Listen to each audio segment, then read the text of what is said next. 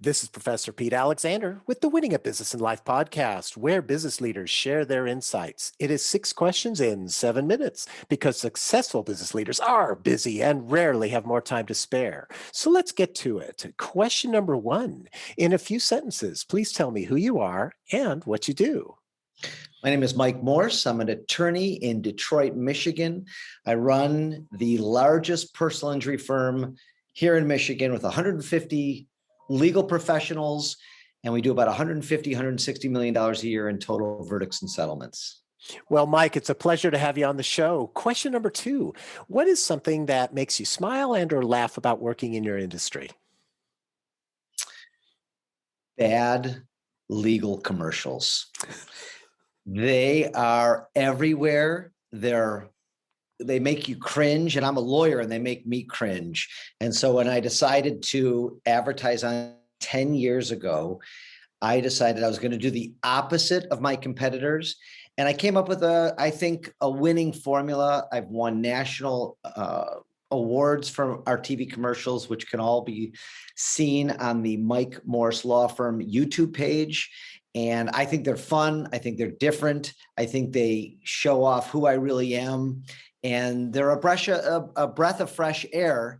And people email me all the time that they pause my commercials, they rewatch them. And it's great for my industry because, as I said earlier, most commercials are laugh-worthy, cringe-worthy. And I never wanted to do that. Oh, I'm so glad of that. And I absolutely agree with you about the cringeworthiness. It's like, oh my gosh, whenever I see one of those. So thank you for, changing the tide on that with your firm. Pleasure. Question number three. I have a fictitious book with all the answers for business. What chapter would you think most companies should read? I think the chapter on delegation is the one that they should read first. The coaching that I do with business leaders and CEOs and visionaries of businesses and law firms, I think that the single quality they're lacking is the ability to delegate things that they don't love to do and they're not great at. And I could go on and on with that answer, but it's just the most important thing for happiness, for them to find the space to work on their business and figure out what's important in their business. And once people do that, once I did it, it was a game changer in my business and freed me up to focus on what was important rather than running around doing all the things that all of the business leaders do that they shouldn't be doing. Mm-hmm. Yeah, because time is so much of a valuable asset. And as you're saying there, if you utilize your time for the really important stuff and you delegate the menial tasks that someone else can do, you're going to have a more effective company or more effective impact on your company, I should say. Am I right? I think so. I think it's the number one thing that I would recommend. Awesome. Question number four. Other than the generic work harder, have a great attitude, or care for customers, what advice or insight would you give to other business leaders? Well, those are good ones. But, for business leaders, what we are focusing on other than delegation is know your numbers. Most business leaders that I sit down with and they say, Michael, we read your book. We love your book, Fireproof, but we're missing things. And I say, okay, well, tell me how much revenue you did this year. Tell me how many things you sold or how many clients you signed up this week. They don't. How long does it take to have a client go through your law firm? They didn't know. What is your forecasted model for this year? They don't know. And without knowing your basic data points, I'm not sure how people are making good decisions. I won't make a decision in my business without knowing the data behind it. If somebody brings me a question and there's data, I ask my COO to get the data together and let's make a smart decision rather than just making, go with a gut decision, which sometimes you have to do. But if there's data, then my suggestion is that every business leader knows every single number, from how many phone calls, how long are people on the phone, when are they calling, the times are they calling, and that's 4 points out of 500 points that everybody should be tracking on a daily, weekly, monthly basis, not a yearly basis, way more than that. I love that. And it reminds me of the book Traction, where you're measuring the metrics. And because if you don't measure those metrics, how do you know whether or not you're improving or not improving? Am I right?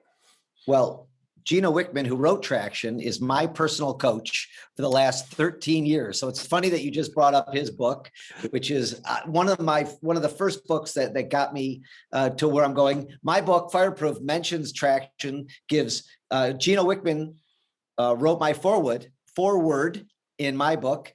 And so I'm a big believer in that. And he taught me how to love my numbers, how to make a really good Jumbotron or scorecard, which I look at every single day.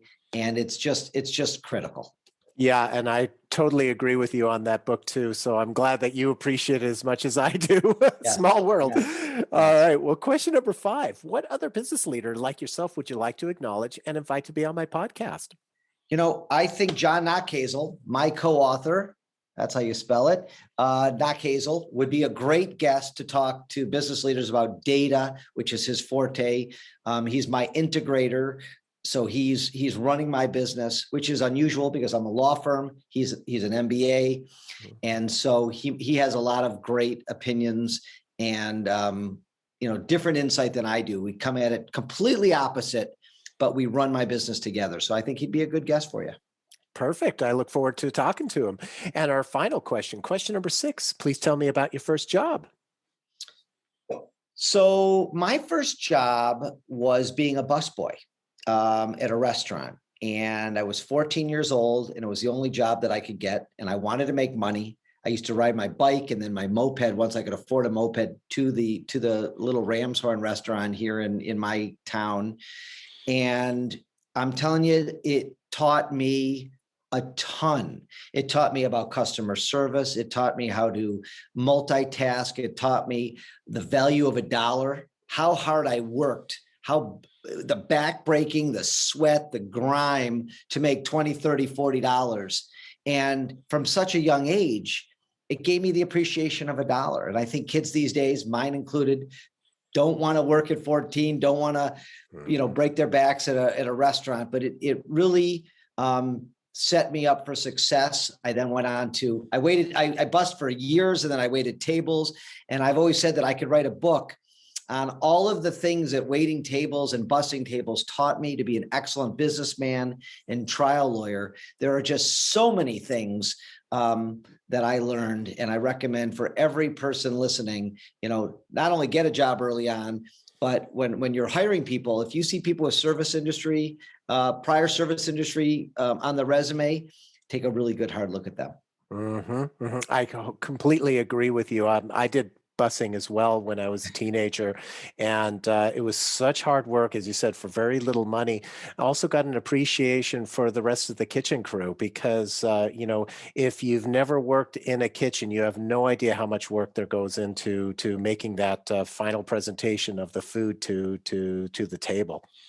I agree with you. You know what? It sets everybody up for life because you know how to read a table. You know how to read a room. At a young age, I was dealing with a manager, right? Somebody, God knows how old they were. When you're 14, they seemed very old. You're dealing with other waitresses. You're trying to please the customers and the waitresses, and you're trying to, they get to tip you out. So the better of a busboy you are, the more money you make. So that's how almost every business is, right? I mean, the better you are at something, hopefully the more successful you are. So, I mean, it was just such a wonderful first job. I'm super glad I did it. Well, and it's a great story, and thank you for sharing that. And Mike, thanks for being on the show. How can people find you? So my social media channels are all at 855 Mike Wins. I have a robust YouTube channel that people should check out. My website, 855mikewins.com. They can email me at mike@855mikewins.com. They can check me out. My book, Fireproof, download it. It's on Audible, anything you want. And I'd love to interact with you, answer questions about the book. If anybody has any questions, comments, feedback, and I really appreciate you having me on. Perfect. This is Professor Pete Alexander with the Winning at Business and Life podcast. Thanks for listening.